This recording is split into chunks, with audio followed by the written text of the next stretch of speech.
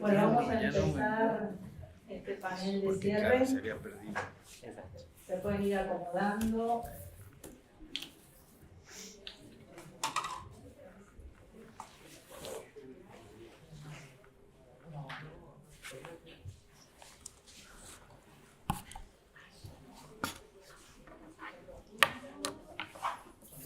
Echezuri.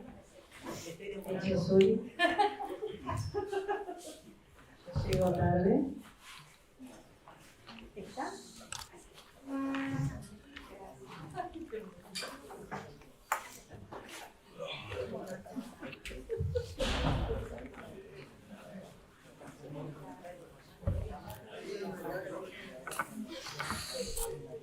Sí. La semana que viene. Ahí ponemos. ¿No?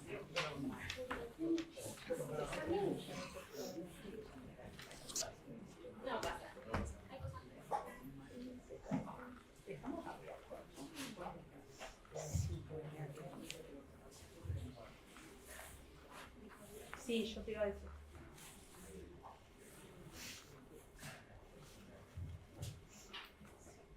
Bueno, bien, puntuales, ¿eh?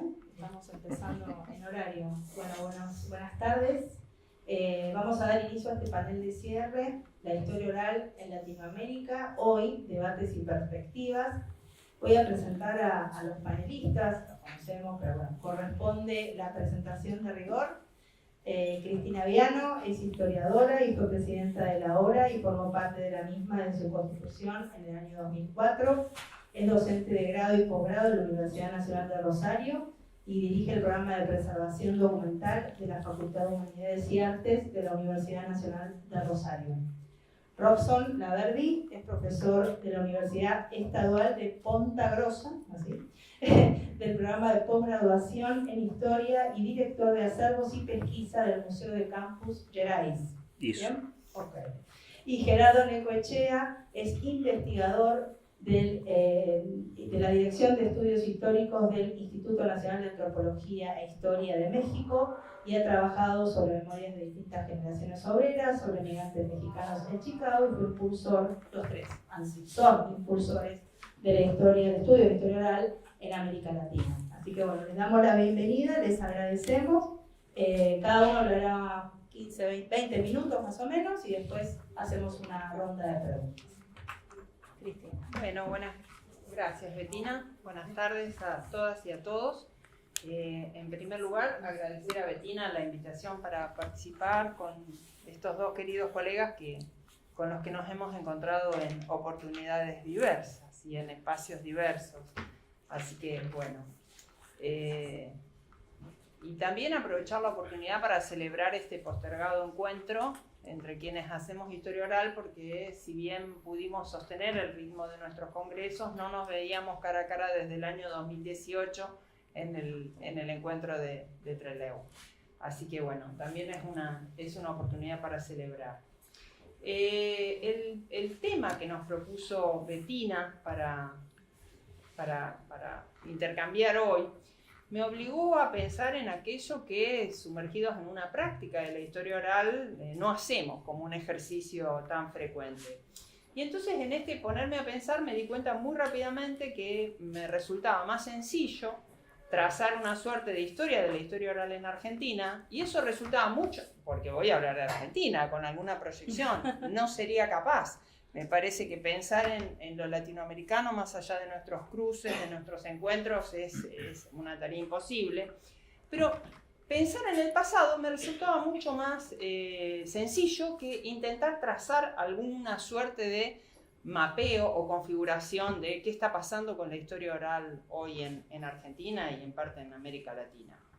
Entonces, a mí me parecía que efectivamente el proceso del desarrollo de la historia oral en Argentina ha sido indudablemente diverso, complejo, regionalizado, y que, digamos, esa regionalización también atiende a temporalidades específicas, ¿no? Ha sido una historia oral afectada, obviamente, por las dinámicas políticas e institucionales. Bueno, pero hoy lo cierto es que nos encontramos celebrando 30 años de Congreso, 19 años de existencia de nuestra asociación argentina, que esa fundación en el año 2004 fue una fundación que fue un punto de partida, pero también un punto de llegada de un proceso posterior. Digo, fundar la asociación fue posible por todos los desarrollos previos que se habían producido, ¿no? El número 11 de testimonios en la calle y el 12 en marcha, el primer número de testimonios en el año 2009. Quiero situarme un poco en esa coyuntura post-2000, ¿no?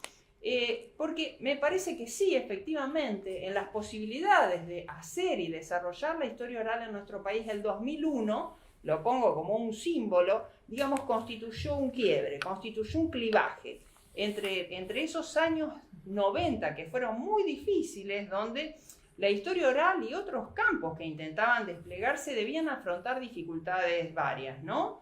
Y efectivamente, digamos, sortear dificultades desde, digamos, las luchas por la legitimidad del campo fueron innumerables en la década del 90, ¿no? Pero aún así, aún en ese marco de adversidades varias, se fueron desplegando proyectos de distintos niveles, tanto universitarios como locales, como en museos, públicos y privados, universitarios y no universitarios. Se fueron constituyendo acervos de fuentes orales. Entonces, digo, me parece que hoy estamos, lo primero que me parece que es constatable, es que estamos muy lejos de aquel periodo en que la historia oral era sentada en el banquillo de los acusados por ser sospechosa de contravenir, de generar innumerables contravenciones al ejercicio de un oficio que en sus núcleos más duros se resistía a renovarse. Bueno, y me parece que la expansividad y el dinamismo de los abordajes que bajo el amparo de la historia oral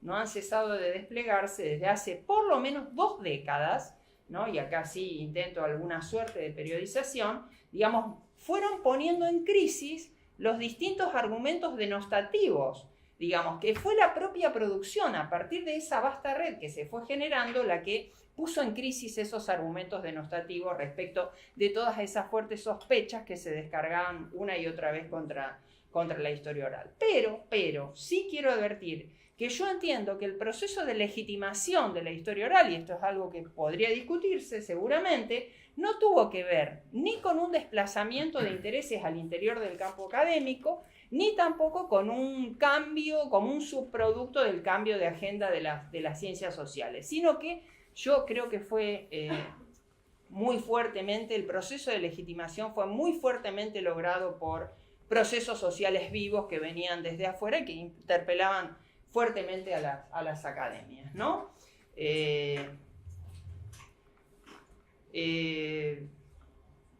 Obviamente, y esto también, ¿no? No puedo dejar de marcar la simultaneidad de estos procesos con otros campos, digamos, con un campo, lo digo provisoriamente, digamos que también atraviesan momentos, digamos, un similar proceso, que es el campo de estudios de lo que aquí dimos en llamar historia reciente, porque me parece que la historia oral y la historia reciente, como yo he sostenido ya en varias oportunidades, digamos, se coestimularon, se desplegaron en conjunto, ¿no? Cada una con sus especificidades y ninguna puede subsumirse a la otra, pero me parece que ahí hay como un matrimonio muy feliz, con sus desavenencias también, ¿no? Claramente. Pero me parece que às vezes de divórcio também. Sí, claramente. Entonces, se me ocurría pensar algo en relación a la historia oral y digo, bueno, hice un ejercicio de comparación con la historia social, ya que de alguna manera la historia oral es profundamente social, y una historia social a la que se le ha diagnosticado una edad de oro, y una multitud de crisis, algunas crisis muy agónicas y casi finales, ¿no? Y también muchas recuperaciones. Entonces esto, digo, me obligaba a pensar, bueno, ¿en qué punto estamos? Lo primero que me parecía, o lo segundo, tenía que ver con que la historia oral en Argentina constituye o un campo o una forma de hacer historia. Esto es toda una discusión en sí misma, que no es el tema en este momento, pero que me parece que si nos plantamos hoy, exhibe un presente con trayectoria, con significativos aportes, digamos, que ha obligado a reconsiderar digamos, la forma en que se han abordado y las interpretaciones canónicas sobre todo un conjunto de temas, y ello se puede apreciar, entre muchos otros aspectos, en las innumerables líneas de trabajo que hoy presenta la historia oral. Y que esto puede apreciarse, digo, algo constatable muy rápidamente, es en los distintos programas de las jornadas que organiza la asociación cada 2 años. Cualquier revisión, cualquier balance o diagnóstico de procesos en curso es riesgoso. Es riesgoso porque, por una parte, corre el riesgo de la parcialidad, es decir, de perder de su propio campo de visión líneas o avances, líneas emergentes o avances en curso, ¿no? Y por otra parte, corre el riesgo de quedar rápidamente obsoleto.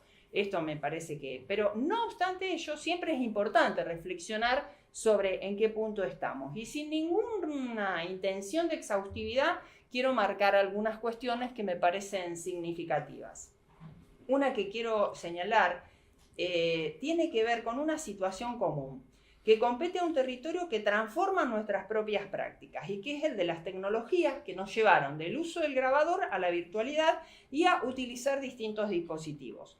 Hace 2 años atrás, en la pandemia, sosteníamos que la pandemia no había logrado poner en cuarentena a la historia oral y que muy por el contrario la historia oral se veía desafiada a explorar nuevos territorios y ensayar prácticas que seguramente sin la pandemia hubiéramos sido mucho más renuentes en aceptarlas o inclusive en estimularlas. El impacto de la pandemia en la investigación con fuentes orales fue enorme. Y eso no acabó con la pandemia, porque continuamos en esa senda que nos provocó, en la que nos metió la pandemia. Trajo consecuencias a corto y a largo plazo. Yo creo que precipitó todo un conjunto de transformaciones, ¿no?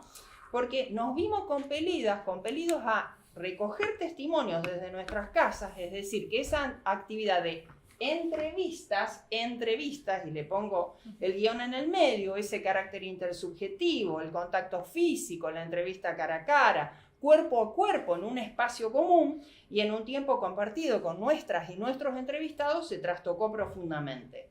Es decir, que esa gramática del encuentro social, ese lenguaje de los cuerpos que se manifiesta en las entrevistas, se perdió atrás de una pantalla. Ahí perdimos algo, pero ganamos muchas otras cosas. La entrevista, como la conocíamos en la pandemia, quedó en suspenso. Inauguramos otras formas de contacto virtual signadas porque, y acá esto sí es algo peculiar sobre lo que tenemos que pensar, que tanto entrevistadas como entrevistados, en ese momento, cuando hicimos esas entrevistas, estábamos signados en una experiencia común, en la experiencia de la pandemia. Y eso no es algo que nos ocurre cuando vamos a entrevistar en cualquier otra circunstancia, ¿no? Esto, por supuesto, y como todas las situaciones, trae límites y también posibilidades, ¿no?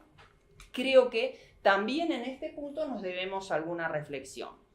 En relación a ello, creo que como consecuencia no deliberada ni efecto buscado, también implicó que muchas historiadoras e historiadores se lanzaron a usar entrevistas en sus investigaciones. El cierre de los archivos provocó, digamos, esa intención de intentar llenar ese vacío investigativo y allí el descubrimiento de parte de muchos de las complejidades de su uso. Las complejidades, digo, que en muchos casos denostaban el uso de las entrevistas o de la historia oral, ¿no? Y entonces creo que ahí muchos advirtieron que la construcción testimonial es compleja y también el trabajo crítico interpretativo posterior. Es decir, que las herramientas que proveía la historia oral pasaron a ser un insumo metodológico intermitente o escasamente valorado o escasamente explorado teóricamente a, digamos, hacerse de uso frecuente para muchos investigadores durante la pandemia, ¿no? A ver, eso obviamente obedeció a esa situación que nos envolvió a todos, pero que antes había sido precedida, y esto es muy advertible, sobre todo en el campo de la historia reciente, de una suerte de vuelta, antes de la pandemia se registraba una suerte de vuelta al documento, ¿sí? O de vuelta al archivo convencional, ¿no? y, digamos, poniendo un poco en cuestión el uso que ya para esta etapa podían proveer, digamos, los testimonios, sobre todo en el tratamiento de algunos temas y problemas, ¿no? Y me parece que ahí la pandemia puso las cosas en otro registro, en otro plano, ¿no? Y también otro aspecto, que esto lo dejo aquí, ¿no? Pero creo que también la pandemia favoreció un uso, un nuevo y más riguroso diálogo entre distintos soportes, entre soportes escritos y soportes testimoniales.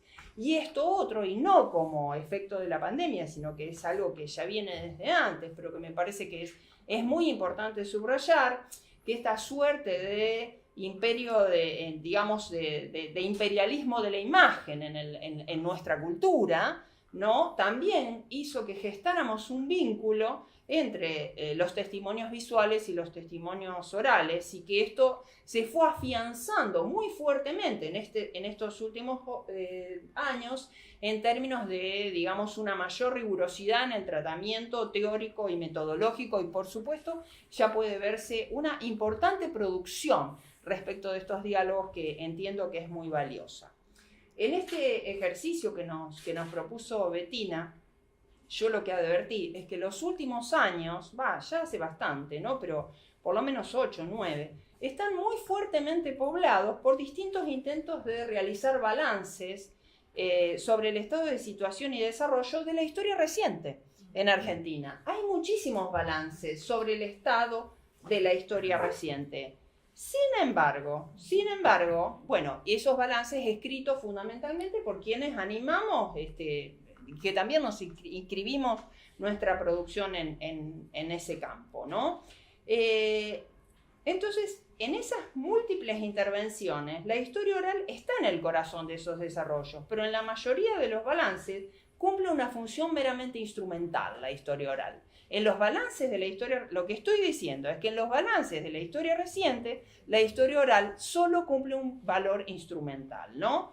Esos balances, ninguno omite, por supuesto, la práctica de la historia oral, porque son campos que se intersectan, que se coproblematizan, pero esto me lleva a la otra cuestión, que para quienes hacemos historia oral, creo que nos debemos balances reflexivos sobre los rumbos y los desafíos que enfrentamos, ¿no? Pensaba en ese sentido, en ese libro que nos encontró a varios de nosotros, que digamos uno de los impulsores fue el propio Gerardo, Caminos de Historia y Memoria en América Latina, donde nos invitaba a reflexionar sobre si existía o no una historia oral latinoamericana. Tiene ya 12 años ese libro, es del año 2011, y la verdad es que pasaron muchas cosas en esta última década, ¿no? Y entonces pensaba en algunas tendencias que revisé ese libro, que eran mucho menos visibles hace una década y pico, y que hoy adquirieron muchísima mayor densidad en los desarrollos de la historia oral, por lo menos en Argentina. Yo creo que los desarrollos de la historia oral, pero esto es una hipótesis, no sé, habría que pensarlo un poco más, los desarrollos de la historia oral en Argentina se desarrollan bastante estrechamente en algunos puntos con los lineamientos de una historiografía más en líneas generales, ¿no? Y en esa dirección entonces sí quiero subrayar algo que no era tan visible hace una década y pico, la importancia de la perspectiva de género como transformadora de las bases desde las cuales pensamos y hacemos historia oral.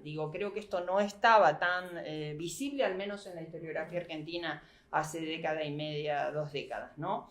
Me parece que distintos trabajos lo muestran, aunque de manera desigual, porque esto es una batalla en curso, muy claramente. Los estudios sobre militancias, vida cotidiana, la historia del trabajo, la conflictividad social, los vínculos entre el arte y la política, las juventudes, las infancias, los desplazamientos forzados, las luchas medioambientales, entre muchos otros temas. Claro, entiendo que el género no es neurálgico a los desarrollos de la historia oral, como no lo es a la historiografía en líneas más generales. Pero sí me parece que ha conmovido el abordaje de algunas temáticas y ha penetrado de manera desigual en la historia oral, por supuesto contribuyendo a cuestionar las visiones androcéntricas de los relatos que construimos. Asimismo, también creo que la historia oral en Argentina, y hasta acá llego, ha incorporado claves de análisis que permiten configurar y complejizar los análisis muy en diálogo con otros campos de trabajo. Advierto que en estos diálogos transdisciplinares la historia oral anticipó algunos movimientos que la historiografía argentina luego más en general produjo. Me refiero particularmente a la atención que la historia oral prestó y presta a las emociones, a las sensibilidades, a los afectos y a los sentimientos, junto con las ideas, las creencias, las valoraciones, ¿no? Esta cosa de la subjetividad como premio y premio y maldición, la maldición y el premio de la historia oral, nos colocaron en este tratamiento de la subjetividad casi en una dimensión anticipatoria de lo que hoy está muy en boga, que es el giro afectivo en las ciencias sociales y en la historia también en particular, ¿no? Yo creo que la producción de la historia oral es cada vez más densa a través de ejercicios interpretativos novedosos, complejos, ¿no? Capaces de iluminar sujetos, experiencias, dinámicas, relaciones sociales diversas. Y entonces acá también aparece la historia oral allí en las puertas de los cruces analíticos entre la clase, el género, la generación y la etnicidad, descubriendo, desocultando esas nuevas opresiones que se generan a partir de estos cruces. Y también advierto otro aspecto sumamente interesante, y también siguiendo una tendencia general de la historiografía argentina por lo menos, que esto no lo veía hace 20 años atrás, una atención muy fuerte a las escalas de análisis. ¿Qué quiero decir con esto? Que hay una problematización de las escalas de análisis en los estudios de la historia oral, entendiendo que ninguna escala de análisis es neutral y que acá sí hay una evidente pretensión de trascender, digamos, lo nacional estatal para hundirse en ocasiones desde lo local regional hasta lo transnacional. Y aquí sí me parece que este es un puente tendido, que es un puente que nos ha permitido conectar experiencias en un plano latinoamericano y más allá, pero particularmente, digamos, ha permitido un diálogo. Pienso en las experiencias 68-69, digamos, en el campo de trabajo sobre movimiento estudiantil, sobre jóvenes, digamos, esto ha permitido derribar el marco nacional como, digamos, como escala. Bueno, para cerrar y para no abusar de mi tiempo, creo que frente a yo no soy muy optimista respecto del futuro, al menos no en este momento, pero me parece que frente a los desafíos, no de la historia oral, sino de la historia general, quiero aclararlo, ¿no? Me parece que frente a los desafíos que nos impone la realidad sistémica, es un momento que requiere de las y los historiadores orales, ¿no? Frente a un escenario que presenta un nuevo agigantamiento de las desigualdades de clase, de las brechas de género, de distintas formas de explotación y opresión, de sobreexplotación de la naturaleza. Bueno, y ahí me parece que está la historia oral en América Latina y en Argentina con esa sensibilidad extrema que tiene para documentar, para denunciar, para explorar y para explicar esas distintas formas de injusticia social, ¿no? Entonces, bueno, un poco lo que yo quise mostrar en esta cosa muy sintética y tal vez un poco arriesgada y seguramente olvidándome de muchas cosas, es que la historia oral, por suerte, está en movimiento y espero que así permanezca. Muchas gracias.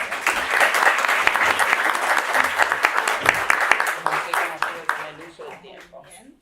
Bien, Diana. Bien. Robson. Buenas tardes a todos, todas y todes. Pido disculpas por mi portuñol, ¿no? Pero creo que no hay otra cosa a hacer, ¿no? Me voy a leer porque es mejor para la comprensión de todos, ¿sí?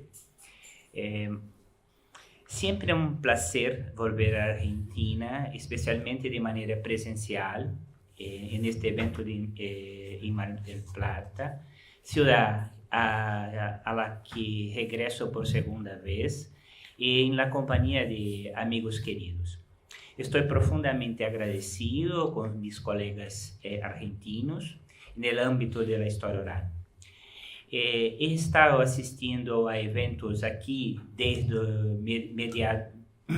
mediados de la década de 2000. Bastante tiempo, ¿no? Agradezco ahora a la Facultad de Humanidades de la Universidad de Mar del Plata y en especial la invitación de Bettina. No puedo dejar de recordar y agradecer el vasto aprendizaje y las colaboraciones que he tenido con tantos compañeros argentinos que han contribuido significativamente a mi formación como investigador y practicante de historia oral. Es un gran placer estar aquí para hablar sobre cómo hemos estado practicando la historia oral en Brasil, pelo menos algunas líneas generales, ¿sí? No todo, imposible, ¿no? El panorama contemporáneo de la historia oral en Brasil ha sido un espacio de transformaciones significativas que influyen en la práctica de historia oral como un todo, en todo Brasil, en toda parte. Como me gusta decir, Brasil y el mundo pueden estar atravesando dificultades, pero la historia oral está prosperando. Soy un optimista con historia oral, mucho. La historia oral ha brindado un lugar de gran relevancia para superar dos de nuestras tragedias, estoy hablando de Brasil, de dos tragedias más profundas. La primera, compartida en todo el mundo, es la COVID-19. La segunda, el gobierno fascista de Bolsonaro. Si bien la pandemia ha quedado atrás, mas ha dejado numerosas secuelas. Y esto es un dato en Brasil muy importante y creo que acá también, ¿no? El gobierno Bolsonaro también ha concluido, pasó, pero el bolsonarismo no ha pasado, es persistente y difuso. Aunque haya dos grandes dosis de esperanza en Brasil, hay raíces del fascismo. As raíces del fascismo son sumamente profundas. Y la historia oral nos ha planteado posibilidades de esperanza, ¿sí? Por la parte de las voces, ¿sí? En un mundo fascista. Negacionismo histórico e historiográfico, racismo, feminicídios, machismos, homofobia, crises ambientales sin precedentes, empobrecimiento y grave situación de hambre que afecta millones de brasileños hoy. Una manera efectiva, tal vez, de mapear la producción de historia oral brasileña es resaltar la vitalidad de los eventos nacionales y regionales post-pandemia.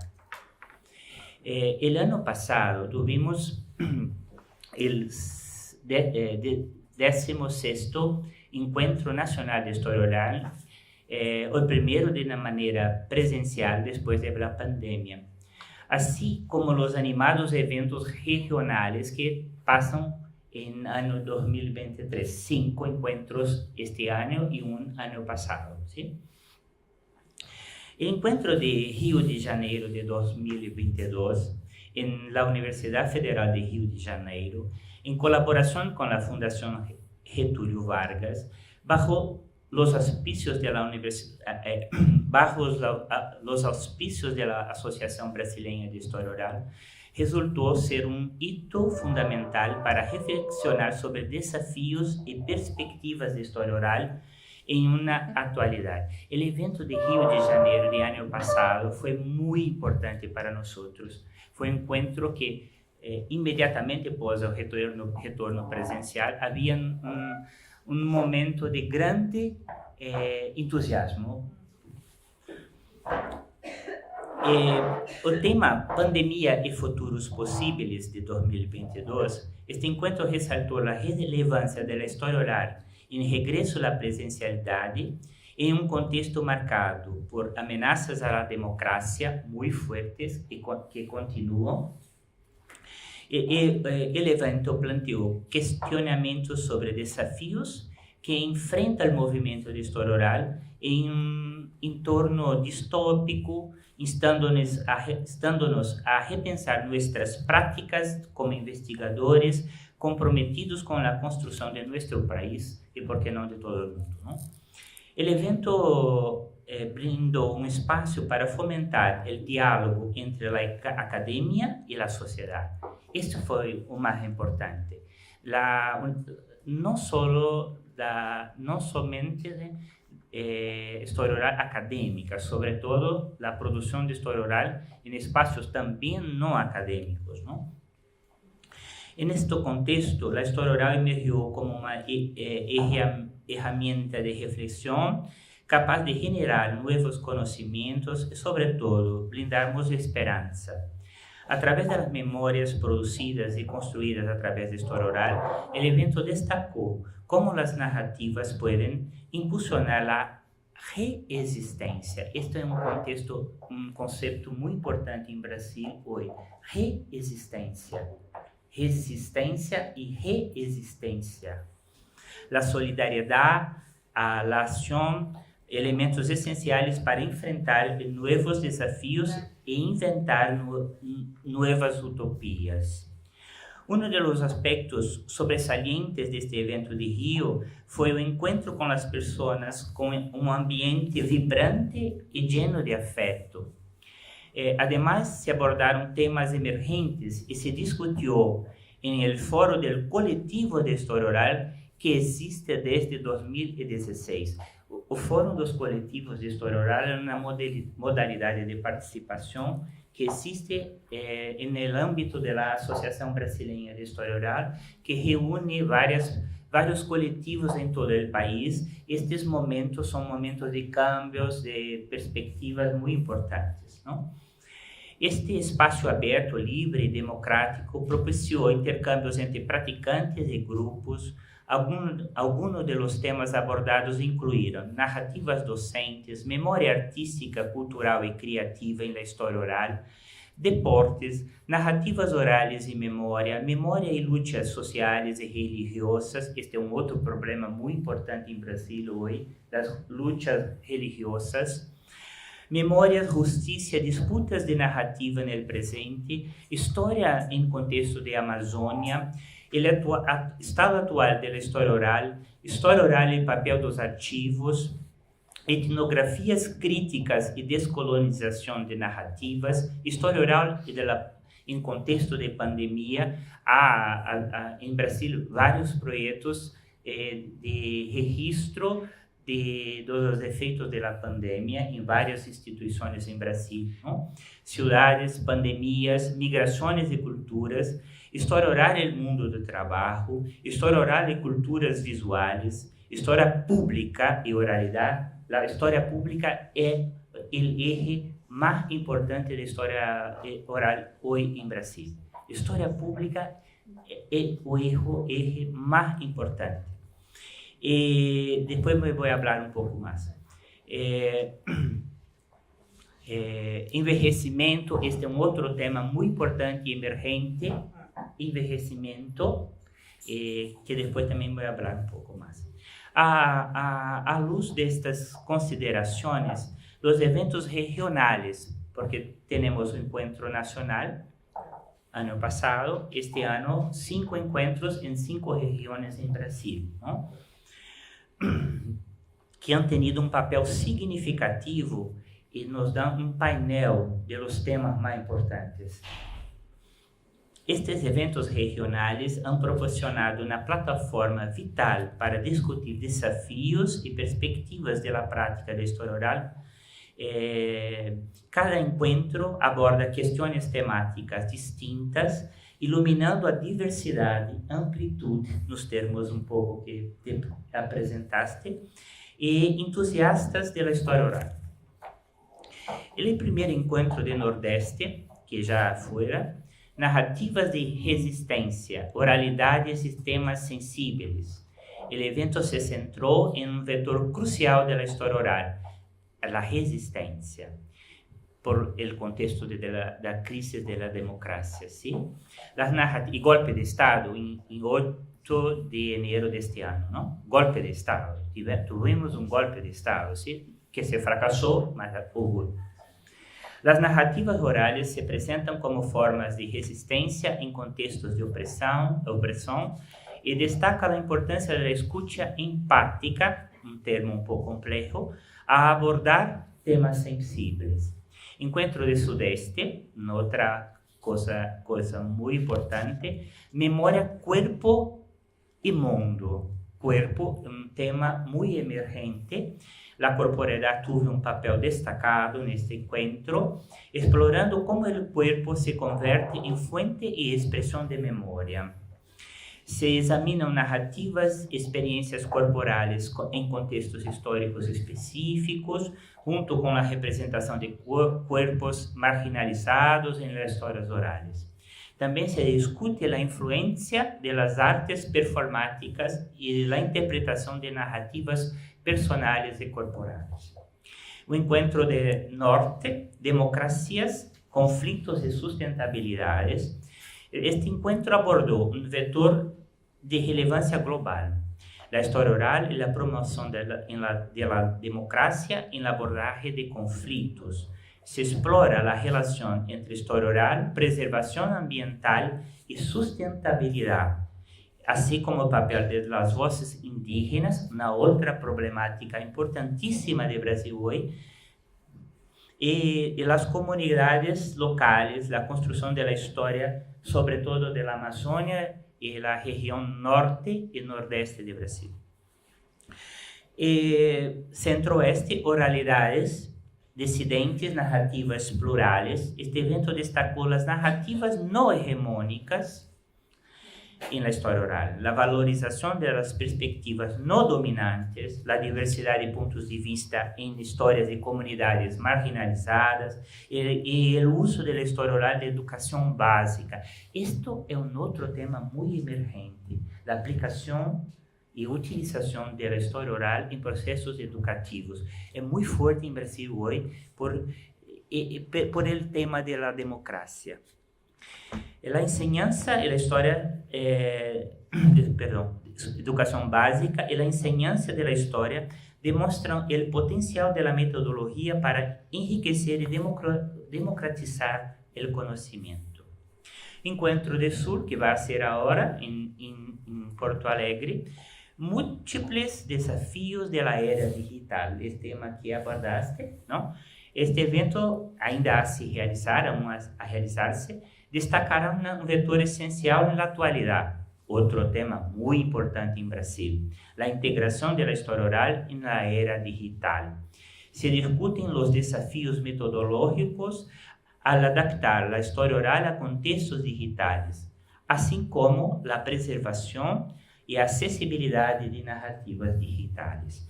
Se aborda la ética, este es un otro problema muy importante a se debater, la privacidad y en la recolección y difusión de historias digitales, mientras se explora el papel de las redes sociales en la construcción de las narrativas orales. Por otro lado, no solo los encuentros, los últimos 4 dossiers de historia oral de la Revista Brasileira História Oral, que existe desde 1998, também é um lugar importante para compreender estes cambios, estas novedades, ¿no? Y la trayectoria de la práctica de la historia oral en Brasil. La revista cumple 25 años este año, totalmente digital, y a partir de ahora con periodicidad cuadrimestral, ¿no? Un impulso muy importante. Hay una energía de la asociación muy fuerte en nuestra revista de historia oral, que ha cambiado mucho en los últimos 4 años, ¿sí? La revista de historia oral, a través de sus diversos volúmenes, se ha consolidado como una plataforma de reflexión crítica, interacción multidisciplinaria y transformación de la práctica de la historia oral en la contemporaneidad brasileña. Los temas e enfoques presentes en las diferentes ediciones nos permite identificar vetores principais que delineam as tendências, desafios e inovações no campo da história oral. Um vistazo de los últimos 4 volumes mostra tendências. Volume 26 de 2023, História Oral e História Pública, está disponível, muito interessante este dossiê.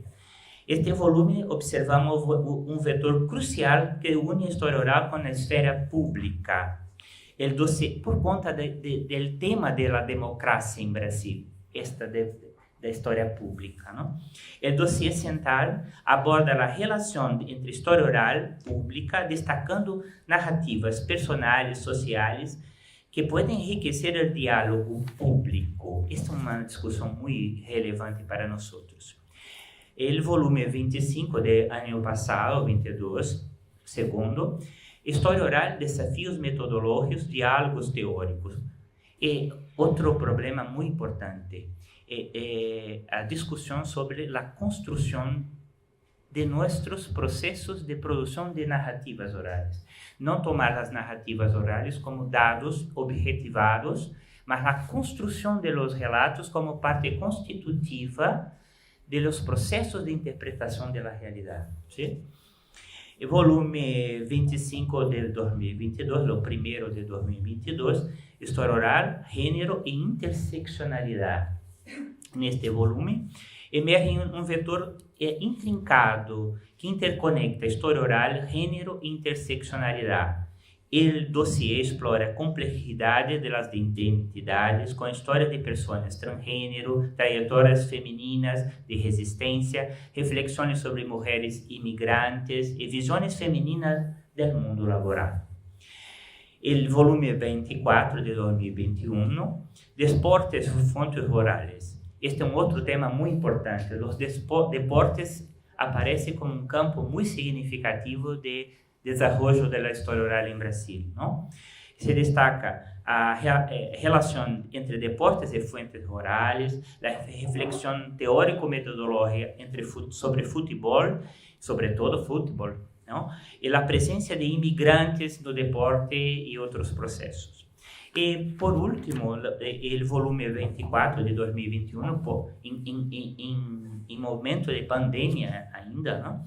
A história oral e envelhecimento. Este é um outro tema muito candente, muito importante. As discussões sobre etarismo, que são fortes, não? O enfoque de envelhecimento e as memórias das pessoas maiores é o vetor dominante neste volume, não? A exploração da relação entre história oral e envelhecimento ressalta a importância das vozes das gerações maiores na construção da história. Desde minha participação neste campo, apesar de ser ativa e presente na ABHO, e neste momento sou parte do comitê de grupo de trabalho de ética da história oral da Associação Nacional, né, junto com Carla Rodegueiro, com Eudes Fernandes Leite. Certamente ele nos logra abarcar a complexidade desta prática em Brasil. Pero me gostaria de, a despeito de tudo que eu falei, gostaria de finalizar este mapa com alguns desafios do presente. Às vezes em italiano aparece aqui.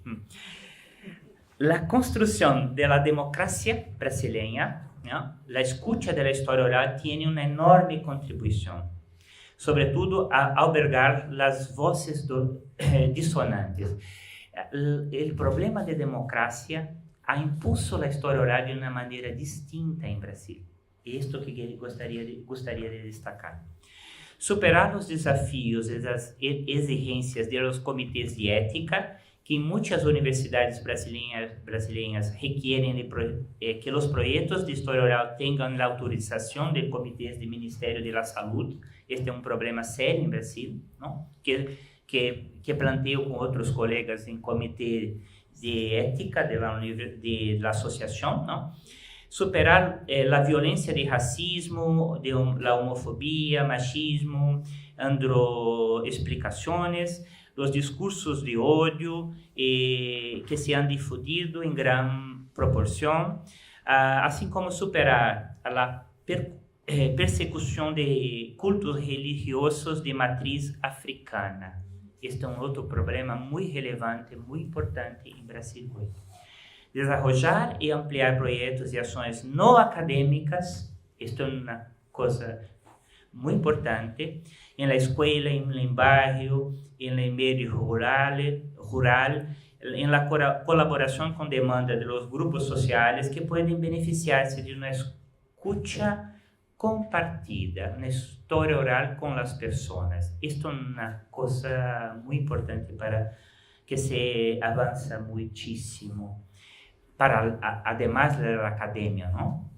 Desde el punto de vista de los temas cada vez más emergentes, el medio ambiente, la crisis climática, las tragedias naturales muy relevantes, muy importantes, muy traumáticas en Brasil hoy, las poblaciones indígenas, los pueblos tradicionales, los conocimientos tradicionales, la cultura afro-brasileña y africana, las mujeres, las personas transexuales, los trabajadores y la pérdida violenta de derechos. Otro problema serísimo en Brasil con los cambios en la ley, ¿no? Y las movilidades.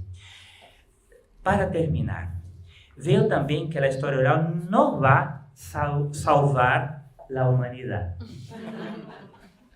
No va. Pero puede ayudarnos a disputar sentidos entre esta realidad tan compleja. Muchas gracias.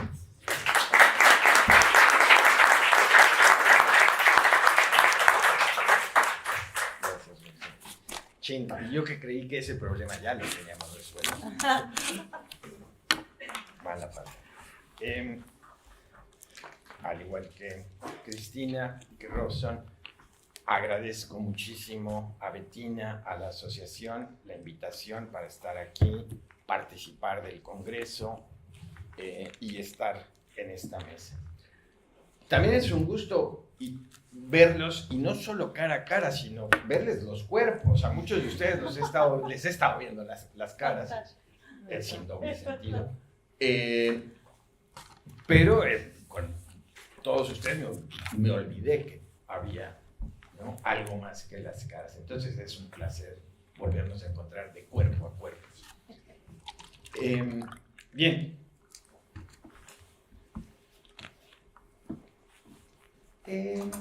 Bueno, primero que nada, no represento ni pretendo representar la historia oral mexicana ni nada por el estilo. Mucho de lo que voy a platicar con ustedes tiene que ver con mis impresiones a partir de, por un lado, tener un seminario de historia oral, el Seminario de Historia Oral de la Ciudad de México, que tiene ya muchos años de existir, por donde ha pasado mucha gente, y es una manera de mantener un cierto contacto con qué estamos haciendo los viejos, qué preocupaciones tienen los jóvenes, qué conexión o desconexión hay entre nosotros.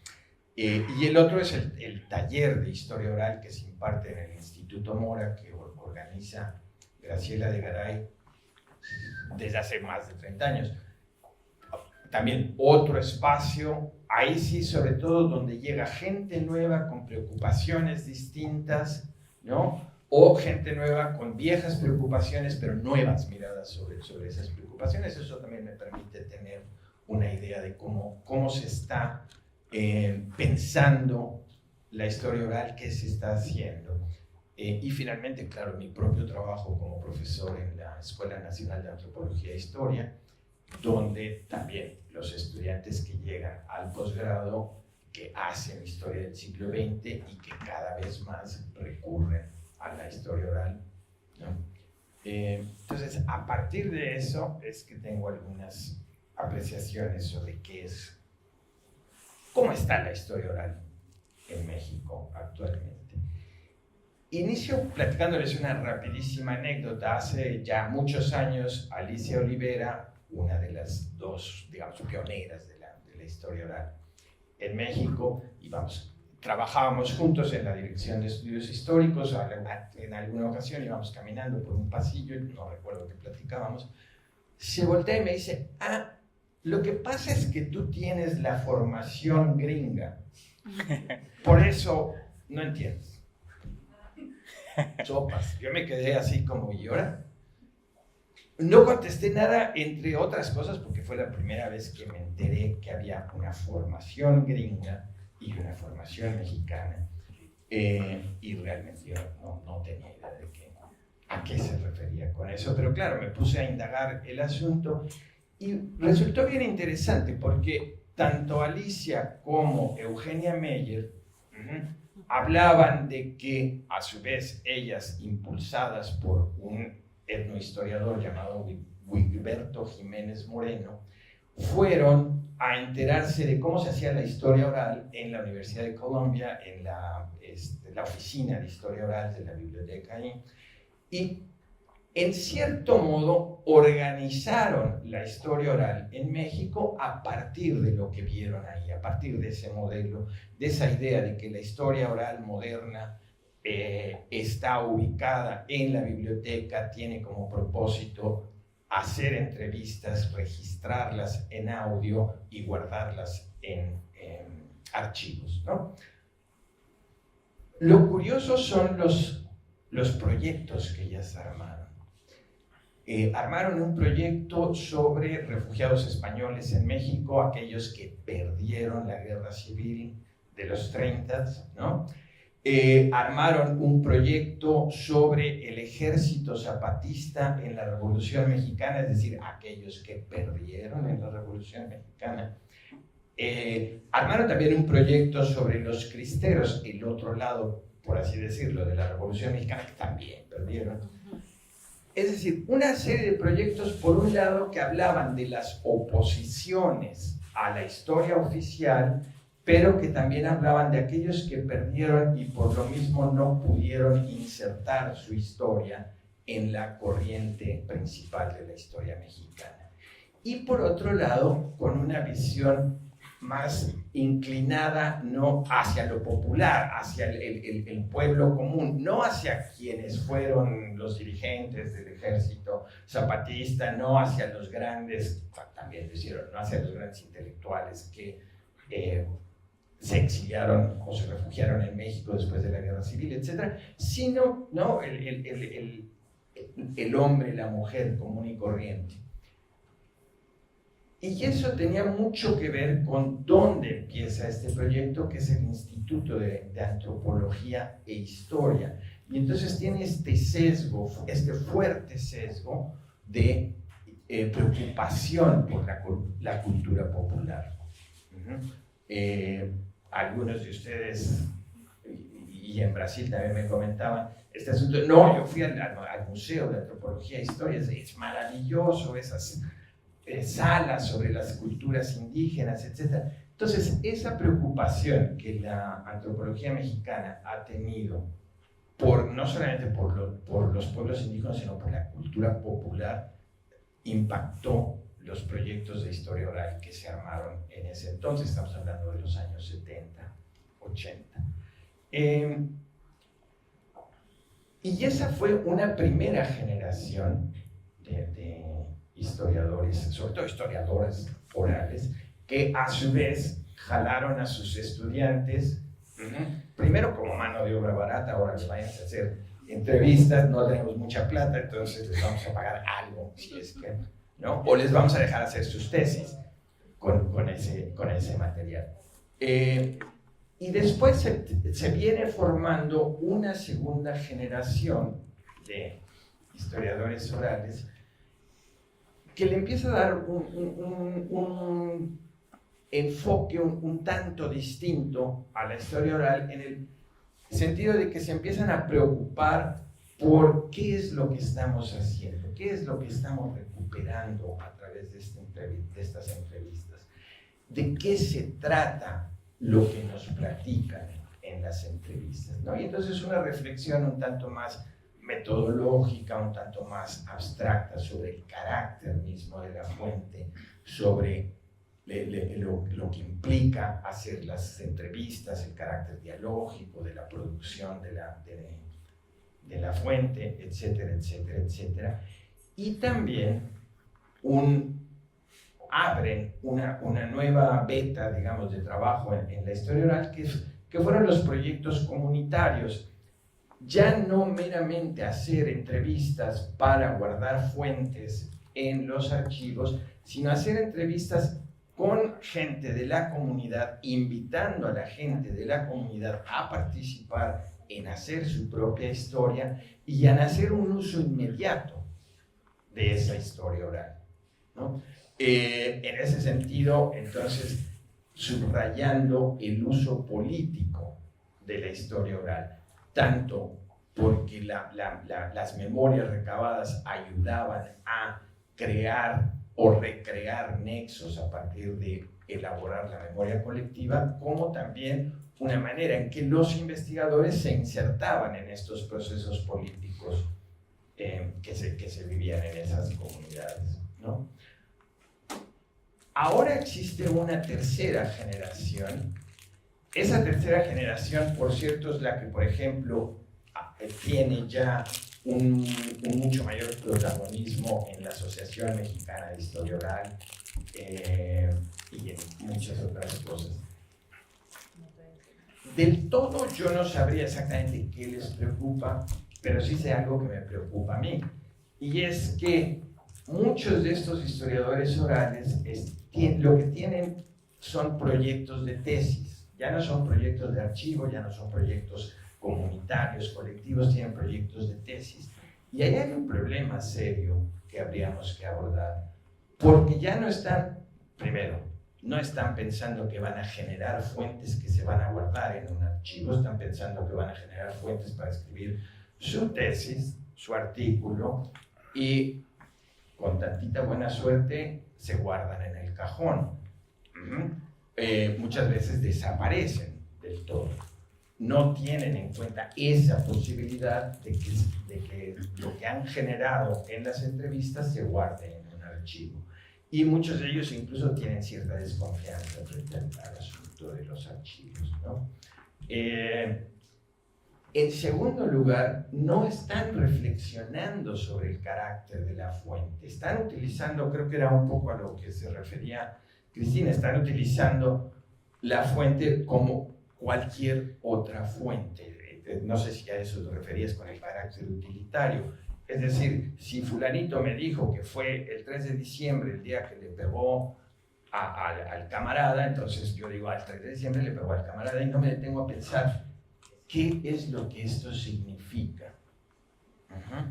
Al final de cuentas, la fuente oral está conformada por esto que también señalaba Cristina, la subjetividad, la significación que yo le doy a la experiencia, y no solamente una significación que le di antes, sino la que, y esto es a lo que se refería Robson, la que le estoy dando en el momento que te lo estoy platicando, ¿no? Ahí estoy constituyendo no solamente el recuerdo, sino estoy constituyendo lo que ese recuerdo significa para mí. Y estos jóvenes que están trabajando sobre proyectos de tesis no están reflexionando en este sentido, ¿no? Ese es un reto, por ejemplo, en los talleres, este taller que les digo que se organiza en el Mora, es un reto porque, bueno, yo tengo una tarde para decirles, miren, éntrenle por aquí, éntrenle por acá, problematicen la fuente a partir de sus particularidades, porque no es cualquier crítica de fuente, sino que esa fuente tiene ciertas particularidades, ¿no? Tampoco están problematizando el asunto del diálogo mediante el cual se va creando la fuente, y muchas veces caen en esta noción de que, bueno, es mi informante, ¿no? Y punto y se acabó. Entonces, ese es un problema. No sé qué tanto es un problema en otros lugares. Intuyo un poco que en muchos otros lugares, a partir de lo que estuve escuchando acá en algunas de las mesas, y me parece que sería un debate interesante. En ese sentido, mi optimismo respecto de la historia oral está calificado. Digo, bueno, quién sabe. Ahora, por otro lado, la historia oral en México, por así decirlo, está bien, está saludable. Tenemos una asociación formada en el 95, si no mal recuerdo, medio adormecida últimamente, claro, en parte la pandemia, pero en parte también este cambio generacional, ¿no? Entonces, estos jóvenes están empezando, por así decirlo, a pensar qué quieren hacer, cómo lo quieren hacer. Entonces, no hay ese gran impacto cuando ya estás haciendo las cosas. Pero las quieren hacer, que es lo importante. Simultáneamente hay varios núcleos de trabajo de historia oral. A diferencia, por ejemplo, de la Asociación Brasilera, que tienen sus encuentros regionales que son el doble del tamaño del encuentro nacional que nosotros tenemos en México, acá la Asociación Nacional no ha podido crear esos núcleos regionales que inicialmente era uno de los propósitos, pero algunos de nosotros sí hemos ido creando núcleos de trabajo en distintos lugares. Les comentaba yo el Seminario de Historia Oral de la Ciudad de México.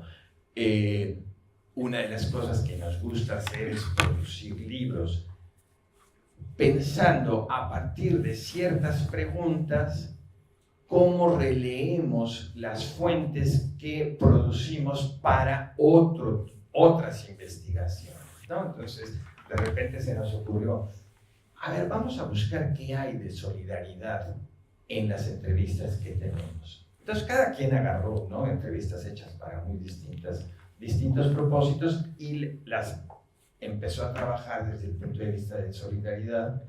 Y producimos un libro que es bien interesante, que se llama Recorridos Solidarios, de las distintas maneras en que personas en muy variados escenarios urbanos y rurales manifiestan, construyen, utilizan la solidaridad, los lazos solidarios.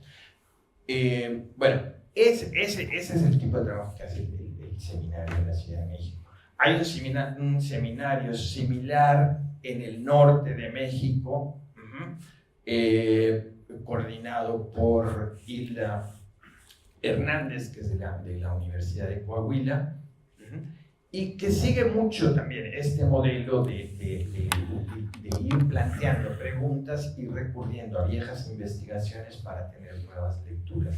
Hay un núcleo que yo no lo conozco muy bien, pero hay un núcleo bien interesante en el sur de México, en Chiapas, rescatando cuestiones de tradición oral, de leyendas, lo que muchas veces se llama folclore, ¿no?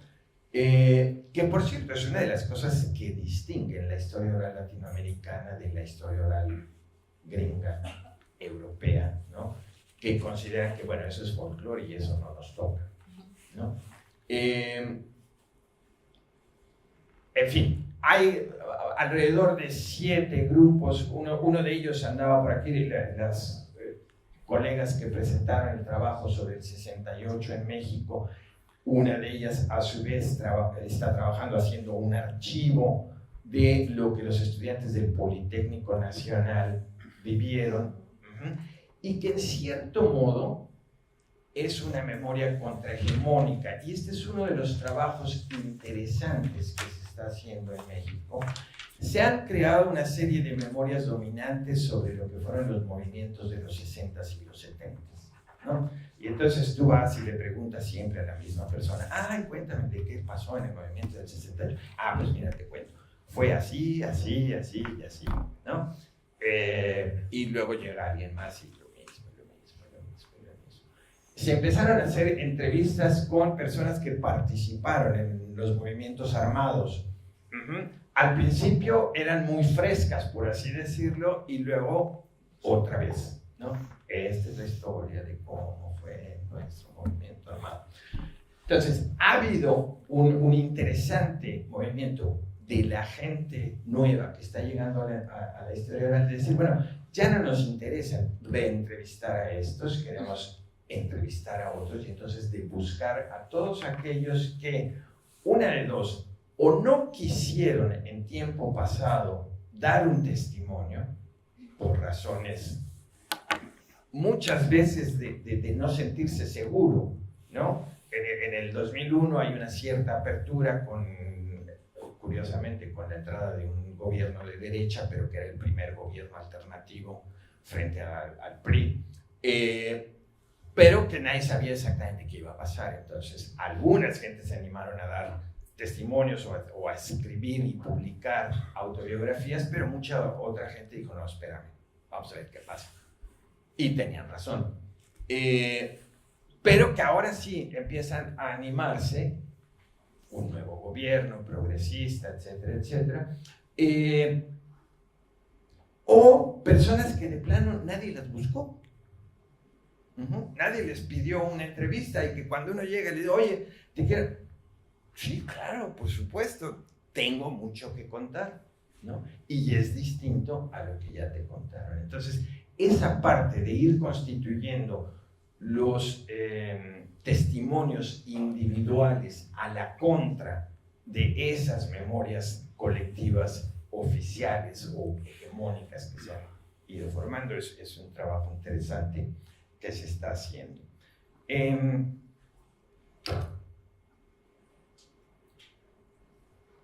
Hay una cierta fragmentación, por un lado generacional, ¿no? Esto que les digo, estamos los viejos, están los jóvenes, y los viejos actuamos muchas veces como maestros pero después no tenemos mayor contacto con lo que se está haciendo, mayor influencia en lo que se está haciendo, y también una desconexión entre estos distintos grupos de trabajo. Eso puede ser bueno, puede ser malo, o puede no importar. Es malo cuando, por ejemplo, uno no sabe cuántos archivos de historia oral existen en México, dónde están, qué tienen. Es bueno cuando los jóvenes dicen, bueno, lo que hiciste, lo hiciste, y a mí ya no me molesta, yo quiero hacer otras cosas, ¿no? Y empezar a abrir camino. Pero sí sería bueno que la asociación, por ejemplo, la Asociación Mexicana de Historia Oral, emprendiera, que siempre lo ha querido, lo ha intentado, no siempre se ha caminado mucho, hacer este registro de los archivos, etc. Pero más importante, creo yo, una de las tareas principales que tenemos es ver qué tanto el trabajo que llevamos haciendo en 30 años o más de historia oral ha impactado la corriente principal de historia en México. Los historiadores orales, al principio muy a la defensiva, después ya no tanto, porque efectivamente la historia oral ya sentó reales, tanto en la sociedad como en la academia. Pero hemos como desarrollado una cierta mentalidad de secta, ¿no? De yo acá, tú allá, tú no haces lo que yo hago, etcétera, etcétera.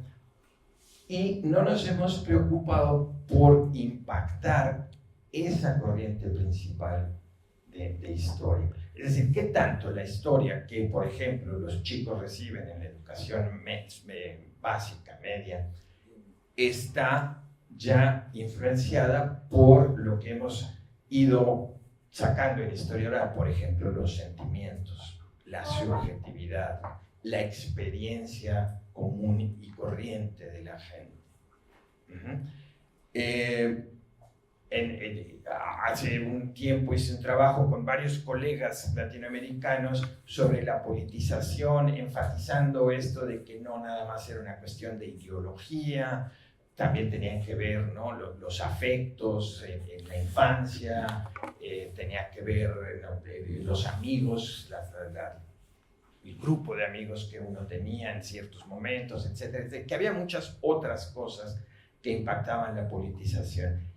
Y después, otra vez, regresando sobre entrevistas que tenía, empecé a buscar cómo estos que me están hablando 30, 40 años después de los sucesos, reflejan los sentimientos que tenían entonces.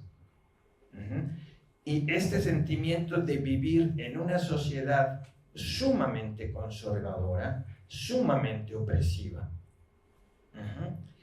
Y es algo que aparece en muchas de estas entrevistas, es algo que muchos jóvenes sentían, y lo interesante es qué hacen con eso, ¿no? Unos se meten, sí, a la política radical, otros se van a la contracultura, en fin. ¿Qué tanto de eso hemos logrado meter en lo que es la descripción de la historia mexicana de la segunda mitad del siglo XX, que nos habla, por un lado, del auge y deterioro de la política del PRI y de los principios de un movimiento democrático que vienen gestándose, digamos, desde los años 60 y finalmente tiene un primer fruto ahí en el año 2000 cuando gana la derecha y se sale el PRI, ¿no? Bueno, independientemente de esa parte, ¿qué tanto hemos logrado introducir en esa historia los sentimientos, la experiencia, la subjetividad de los sujetos que conformaron esa historia? Creo que es una cuestión a debate. Yo no estoy seguro de que hemos logrado mucho, pero tampoco diría que no hemos logrado nada. Pero sería un debate interesante y sería un punto interesante también de comparación entre los distintos países latinoamericanos. Algo que, por ejemplo, la Red Latinoamericana de Historia Oral podría retomar como uno de los ejes de discusión en sus encuentros, que son cada 2 años, fueron principalmente en países centroamericanos, en esta idea de buscar un camino medio entre sur y norte, pero la idea es empezarlos a mover ahora que en Argentina digan, sí, lo vamos a hacer acá. Ahora que no podemos ir a ningún lado. Exacto, ahora que no pueden ir a ningún lado es un buen momento para decir, pues, ¿por qué no vienen para acá? Los invitamos al encuentro latinoamericano. Qué barato todo. Claro, sí. ¿No? Bien, bueno, termino con una última noticia que probablemente ya conocen, pero por si no la conocen.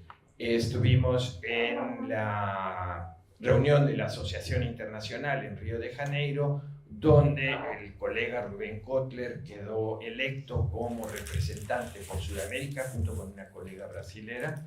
Entonces, seguimos manteniendo una voz, ¿no?, en esa asociación. Gracias.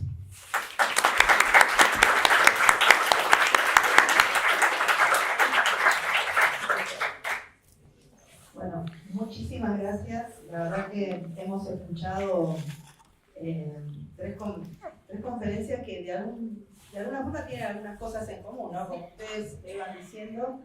Y creo que uno de lo venimos hablando también nosotros esta cuestión de empezar a reflexionar sobre lo que tiene que ver con lo metodológico, ¿no? Y lo teórico-metodológico de la historia oral en la actualidad. Pero bueno, damos pase a preguntas que creo que alguna debe haber. A ver, no quiero que sean tímidos y tímidas, o no sé si entre ustedes se quieren hacer alguna pregunta o comentario.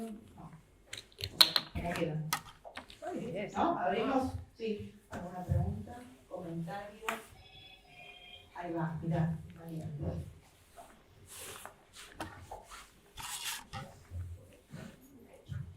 Hola, buenas noches. Mi pregunta más que todo va enfocada como en los 3 temas, porque creo que ya en el tema de la historia oral hemos estado hablando sobre el tema de la sensibilidad, sobre tratar temas delicados, sobre tratar el tema de el interactuar con las personas y todo, pero pues tengo un caso específico donde estoy trabajando con un objeto inmaterial que siento que le debo respeto, porque yo lo llamo que está en peligro de extinción. Es un evento que yo siento que está desapareciendo, y yo tengo como la obligación como historiador de pues registrarlo y de dar esa voz completamente eventos y todo, pero no sé cuál es realmente. Y la pregunta iría en ese sentido: ¿cuál creen que sería la postura o cuál debería ser nuestra postura total ante este tipo de lugares y de cómo respetarlos, cómo mostrarlos al exterior para rescatar o para dar a conocer este tipo de eventos culturales, lugares que están como amenazados por políticas, por las tecnologías que se pueden ir perdiendo y que merecen un espacio o que merecen la oportunidad de ser mostradas a las personas que no la han conocido? ¿Cuáles consideran que sería como el papel de la historia oral en ese punto? Si existe alguna forma de detectarlos, si existe alguna manera de tratarlos y de cómo tenemos que darlos, si tenemos que darlos de una forma más romántica, una forma más crítica, una forma más científica, porque sí siento que merece la pregunta, porque siento que merece una sensibilidad, pese a que no son personas, es un espacio cultural que siento que es definitivamente un lugar que merece cierto respeto. No sé si me hago entender. Más o menos. ¿Primero preguntas? ¿Por qué no? Sí, hacemos ronda. Sí. ¿Alguna otra pregunta?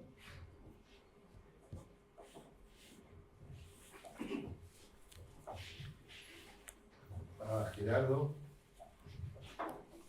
hablaste de en la segunda generación, digamos, de la segunda cuartilla que vos escribiste, de un uso de hacer historia oral con sectores populares diversos, y dijiste hacer un uso inmediato. ¿Qué es este uso inmediato?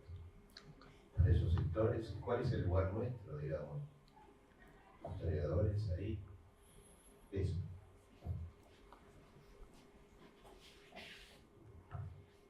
Para Gerardo también, y siguiendo la línea de Miguel, no sé si entendí bien, vos hablaste de 3 generaciones, la de Meyer, la tuya y la de los recién llegados, los jóvenes.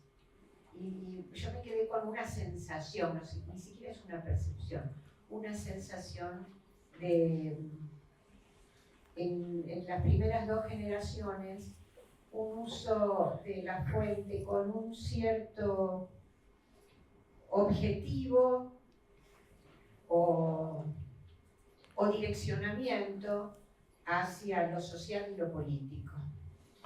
Y digo sensación porque no es más que eso, una nueva generación que está solo pensando en su tesis, una cosa individualista. No sé, quisiera que me corrigieras o me dijeras algo al respecto.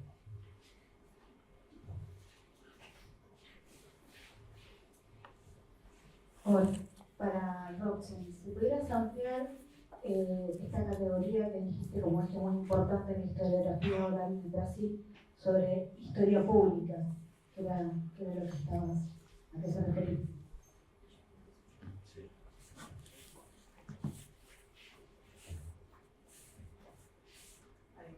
¿Además? Por ahora no. Yo también, historia pública. Que lo charlemos. No sé quién arranca a responder. Yo no. Hay No, una me pregunta. preguntaron a mí, no voy a decir nada. Gerardo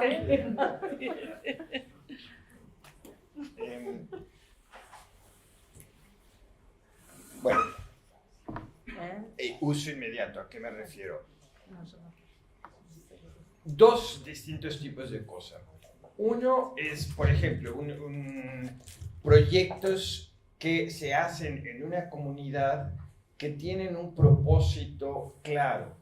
El proyecto de museos comunitarios que recurría a la historia oral y la finalidad era la creación de un museo por parte de la comunidad misma. Entonces, la historia oral servía para proponer las exposiciones del museo en base a los intereses de esa comunidad. Ese era el uso inmediato.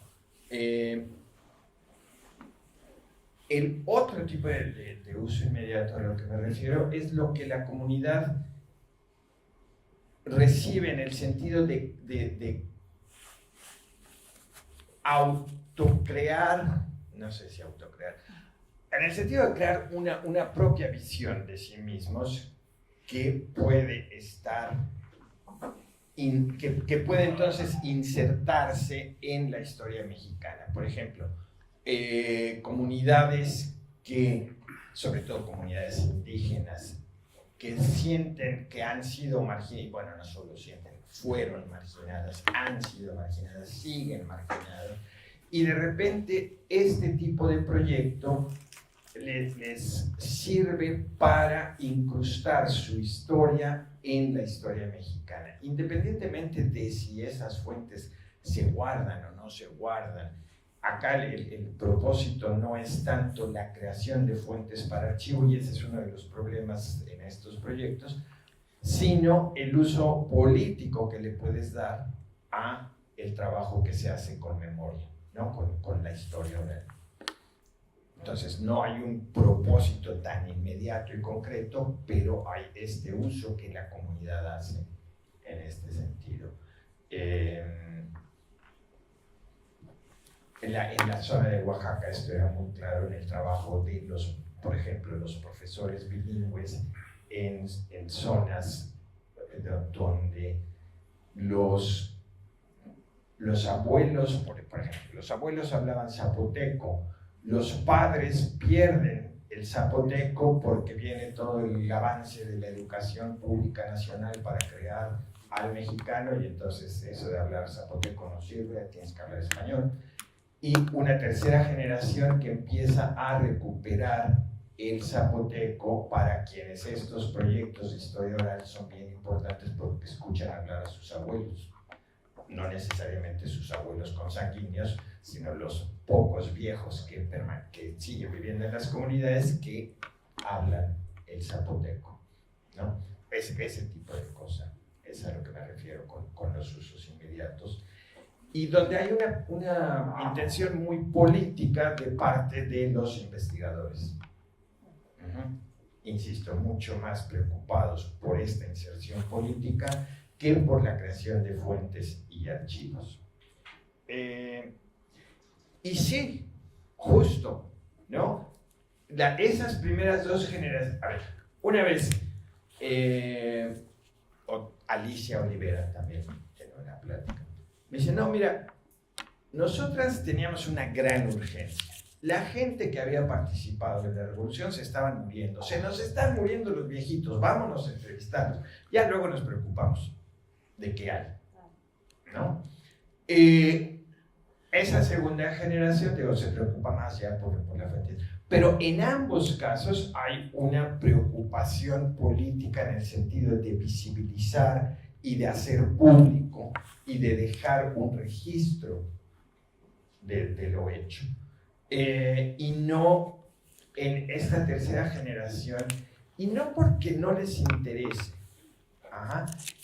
A ver, muchos de ellos están trabajando bajo una presión tremenda porque tienen una beca y si no terminan su proyecto a tiempo, entonces tienen que pagar la beca. O tienen que labrarse una carrera rápidamente porque los sueldos de entrada en el mercado de trabajo son bajísimos y solamente suben si tú vas añadiendo lo que nosotros llamamos los bonos tortilleros, es decir, ¿no? Estos premios a la producción, este pago a destajo al que estamos sometidos. Entonces, sí, no tienen tiempo para hacer ese trabajo. No es que sean ellos individualistas, ¿no? Sino que no, la vida no les da chance. El chance que tuvimos nosotros sí podíamos tener ese chance de que tenemos una plaza fija, ¿no? A mí ya no me va a correr ni Dios, entonces me puedo tardar 3 años en hacer una investigación que ahora a la nueva generación se tarda más de 3 meses y le dicen, a ver, mijito, creo que tu plaza está bueno, no tu plaza, porque se ya creo que tu contrato está en peligro, ¿no? Entonces, esas nuevas condiciones de trabajo son brutales para esta nueva generación. Y junto con eso, la reducción de presupuestos para grandes proyectos. Entonces, eso es lo que ha creado. Ahora, es bien interesante lo otro, ya sobre esto no me metí porque algo salió en... Los nuevos proyectos tienen mucho que ver con movimientos sociales. Y estos jóvenes están metidos en esos movimientos sociales. Lo que pasa es que no están pensando en la permanencia. Entonces, están pensando, ok, yo acá en el movimiento hago unas entrevistas, hago mi artículo, hago mi tesis y punto y se acabó. Y sigo en el movimiento. Entonces, ese vínculo también, academia, movimientos, academia, comunidad, se está perdiendo. Por ahí lo que platicaba hoy Enrique en una mesa en la que estábamos sobre cómo la UNAM respalda cierto tipo de proyectos es bien importante, pero no está sucediendo en muchos lados. Ese tipo de vinculación entre los espacios académicos y los espacios de protesta, de movilización social.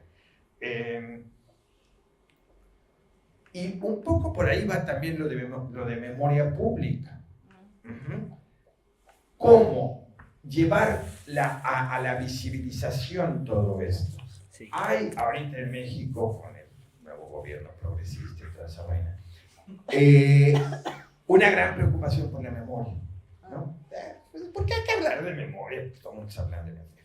Bueno, pero está bien, porque eso nos permite entonces colocar en el espacio público, la historia pública, una serie de temas y una serie de trabajos. Por ejemplo, visibilizar la discriminación, el racismo en México hacia las comunidades indígenas y también hacia las comunidades afromexicanas, que de repente por ahí descubrieron, en México también hay descendientes africanos, mira, qué barbaridad, no sabíamos, pero ahora sí sabemos. Y entonces este tipo de trabajo es importante y es en ese sentido que la memoria pública, como en el caso de Brasil, se ha convertido en una beta, en un espacio de trabajo importante para los historiadores orales, ¿no? Y que los jóvenes están empezando a explotar, a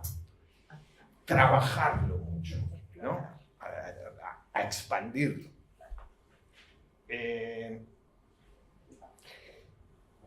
No sé exactamente qué podrías hacer respecto de este evento que está en peligro de extinción, ¿no?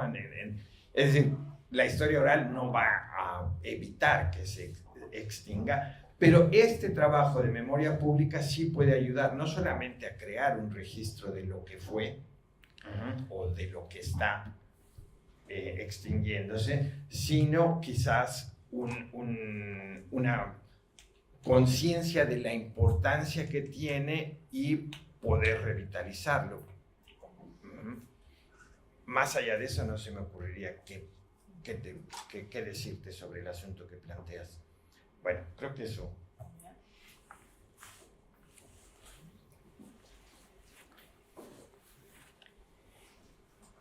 Eu vou falar em português porque eu só consigo pensar em português. São várias possibilidades aqui para pensar a história pública e, evidentemente, vou começar pela segunda pergunta, porque, evidentemente, que nós não podemos pensar a história pública como uma especialidade da história, como uma especialidade... Não está funcionando? Alô? Alô?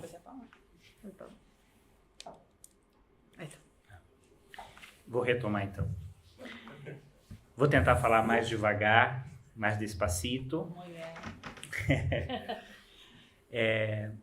A discussão hoje sobre história pública não é uma maneira particular de escrever história, não é um campo específico de se fazer história, não é isso que se coloca. Mas é uma chamada de atenção, é um foco, é um olhar, é uma perspectiva política sobre a realidade que leva em consideração, sobretudo, a partir da experiência brasileira. Acho que ele está desligando sozinho.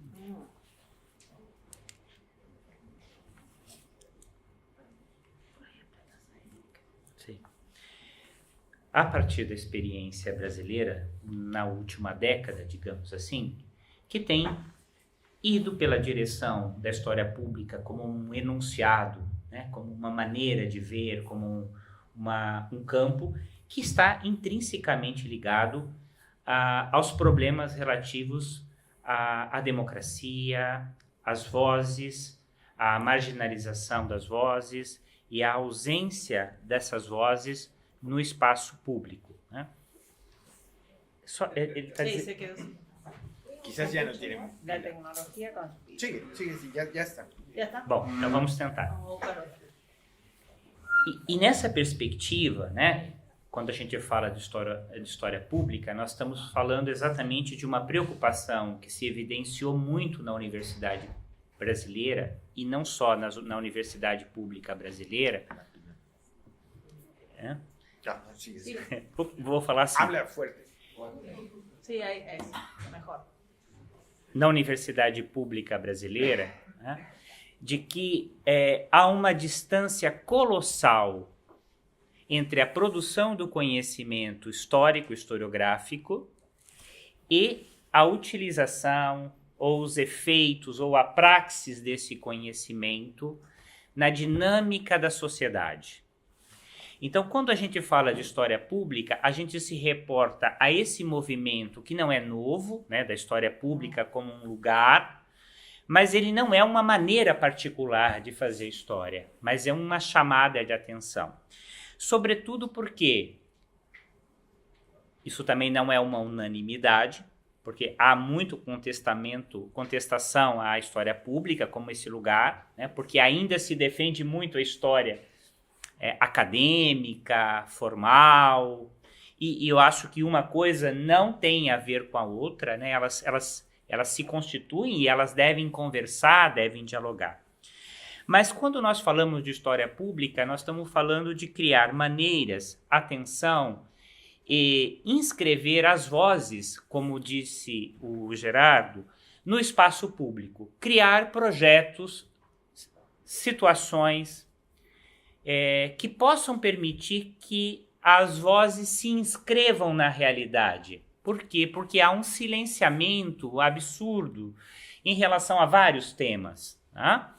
E em relação a esse silenciamento, a história pública pode ser e tem sido colocado como um espaço muito importante para um compartilhamento de autoridade na produção do conhecimento. Aqui usando um conceito do Michael Frisch, né, do compartilhamento de autoridade, ou seja, quando nós temos um distanciamento tão profundo entre o conhecimento produzido na universidade com a prática cotidiana no bairro, no movimento social, na lida cotidiana, quando se fala a partir da academia, quem está na sociedade não consegue se ver nessa narrativa, não se percebe nessa narrativa, e isso causa um vazio, e a torre de marfim da universidade tem ficado cada vez maior.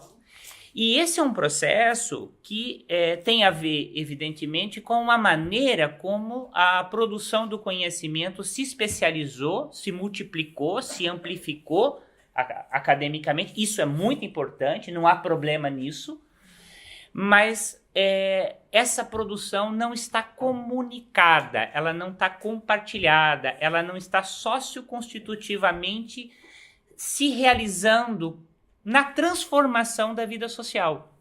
Se a gente for analisar a produção historiográfica brasileira nos últimos 30 anos, apenas por um olhar, digamos assim, mais geral e superficial, nós temos mais de 60 programas de pós-graduação no Brasil. Nós temos projetos de história no Brasil de norte a sul, de leste a oeste, e nós vivemos um processo dificílimo. Ahora sí. Vivemos no Brasil um processo dificílimo. Nós tivemos um governo absolutamente fascista. Isso colocou para nós uma pergunta. O que essa produção historiográfica está fazendo? E em que termos essa produção historiográfica está gerando modificações na sociedade? Porque dessa Torre de Marfim, nós vamos continuar nos reencontrando nos eventos, vai ser muito bom, nós vamos comer um pescado, vamos tomar um vinho, vai ficar tudo ótimo. Mas, a partir da experiência brasileira, a riqueza dos processos de investigação histórico-historiográficos é tamanho, mas não provocou à altura um processo de conscientização e de transformação de pontos de vista. Então, assim, parte-se um pouco desse ponto de vista. Quando a gente fala de história pública em termos mais imediatos, mais de uma praxis, digamos assim, nós estamos falando exatamente daqueles projetos voltados a mediar essa comunicação com a sociedade, seja através de podcasts,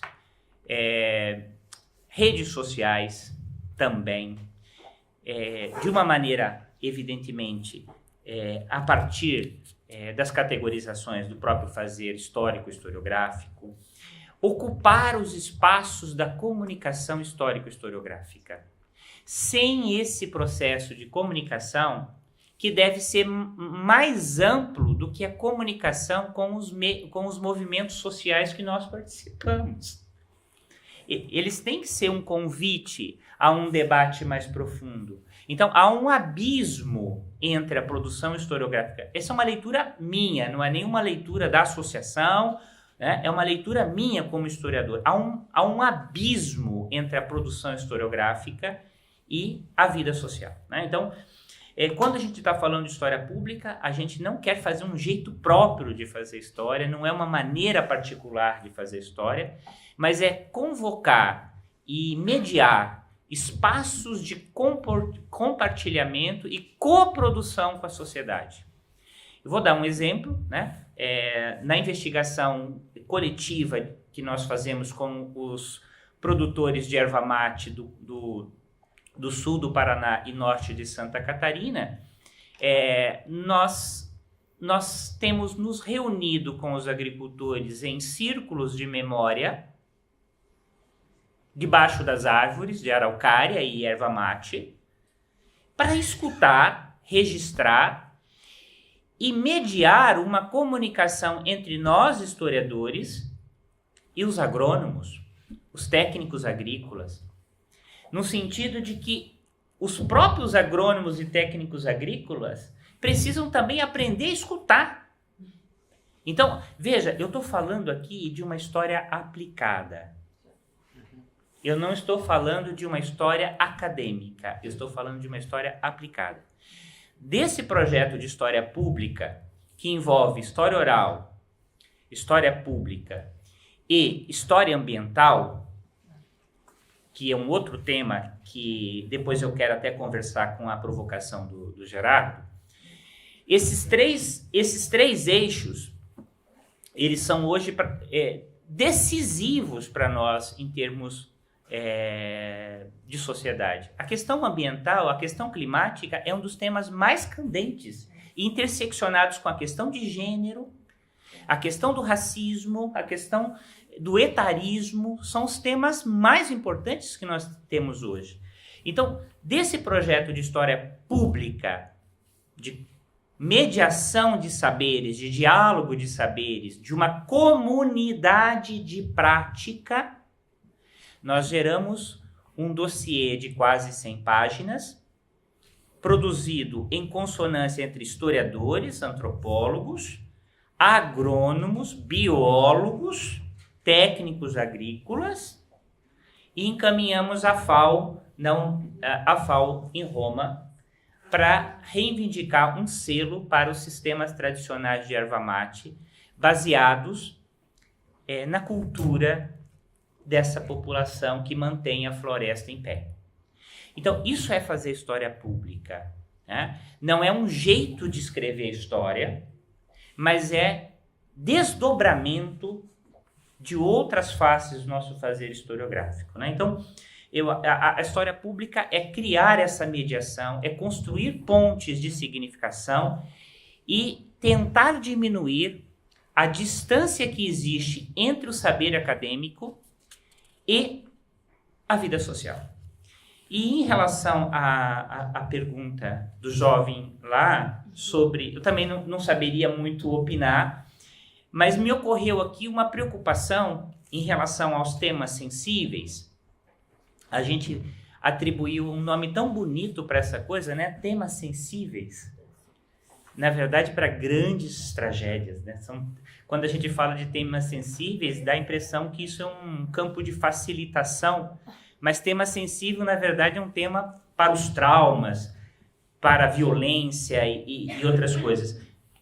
Como ele tocou no assunto das sensibilidades, né? Esse é um tema muito bonito, e evidentemente que nesses grupos que estão em ameaça, sejam da sua cultura material, sejam dos seus valores em relação às minorias, o que eu poderia acrescentar a esse debate é a importância de uma reflexão permanente, dialogada com a comunidade, para perceber em que termos esse resgate, entre aspas, deve ser feito, pode ser feito e relacionado com a dinâmica local. Por quê?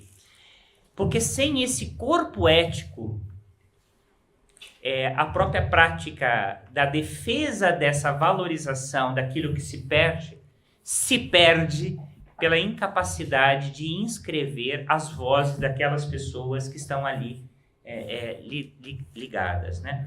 Eu não sei se respondo uma provocação do Gerardo agora ou já passo para frente. Esse tema que Gerardo coloca, ele é muito relevante. Em que termos a história oral se inscreve na produção histórica e historiográfica? Esse é um tema muito importante. Porque hoje nós não precisamos nos defender mais em relação à história oral. Lembram quando a gente ia fazer uma dissertação ou tese, que a gente passava 20 páginas? Porque a história oral é importante, porque a história oral é importante, porque a história oral... Você lia 30 páginas de justificação, né? Nós superamos isso, acho. E quando chega uma tese, uma dissertação com essa justificativa, eu fico muito apavorado. Porque, de fato, né? Mas isso não resolve a questão, né? Eu acho que a pergunta do Gerardo é mais profunda. Ao avaliar, e essa avaliação ela é muito pessoal, Gerardo, em alguns campos da produção, a gente percebe a inscrição da história oral muito maior. Como, por exemplo, em relação aos estudos de gênero, por exemplo, a inscrição da oralidade já é uma matriz do pensamento historiográfico. Em relação à história do trabalho, passa a mesma coisa. Quer dizer assim, os aportes da história oral já estão inscritos no olhar da produção da história do trabalho, ainda que não trabalhando com fontes orais, a história oral ilumina novas perguntas para esse processo. O mesmo não ocorre em outros campos, como, por exemplo, a história ambiental. Na história ambiental, há um predomínio ainda das explicações biológicas, técnicas, né? E aí a história oral ainda, quando eu vou apresentar nos congressos de história ambiental, por conta dos temas da agricultura familiar, por conta dos temas ligados aí à agricultura, à agroecologia e os temas desse porte, a história oral ainda é muito marginal, né? Então eu acho que existem âmbitos em que essa inscrição já se mostrou mais atuante, mas ela não é de todo cumpliciada por todos os historiadores. Bueno, muchas gracias. Creo que están todos contestados y contestadas. Nada, agradecerles a todos y a todas haber estado acompañándonos estos 3 días. La verdad que estamos todos contentos y contentas de cómo salió.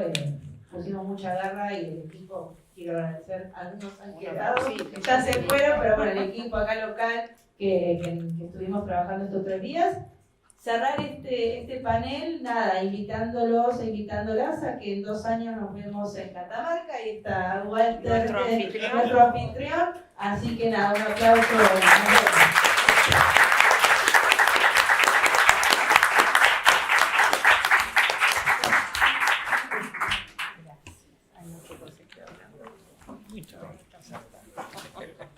Vou devolver sua